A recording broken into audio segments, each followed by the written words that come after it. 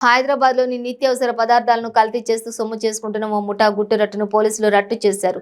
కాటేదాన్లోని పరిశ్రమపై సైబరాబాద్ ఎస్ఓటీ పోలీసులు దాడి చేయగా విస్తుపోయే విషయాలు బయటకు వచ్చాయి. కుళ్లిపోయిన అల్లం, పాడైపోయిన వెల్లుల్లిలకు ప్రమాదకరమైన రసాయనాలు కలిపి అల్లం వెల్లుల్లి పేస్ట్ తయారు చేస్తున్నట్లు అధికారులు గుర్తించారు.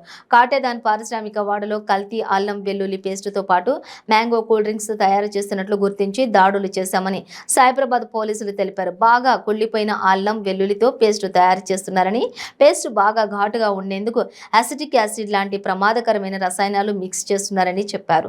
వెల్లుల్లిపాయలకు పొట్టును కూడా అందులోనే కలుపుతున్నారని చెప్పారు. పేస్ట్ తయారీలో మురుగునీటిని వాడుతున్నారని తెలిపారు. ఎలాంటి అనుమతులు తీసుకోకుండానే గత కొన్నేళ్లుగా ఈ పరిశ్రమను నడుపుతున్నారని వివరించారు. ఈ కల్తీ దందాపైన సమాచారం అందడంతో ఆకస్మికంగా దాడులు చేపట్టి 2 నిర్వాహకులను అరెస్టు చేసినట్లు పోలీసులు తెలిపారు.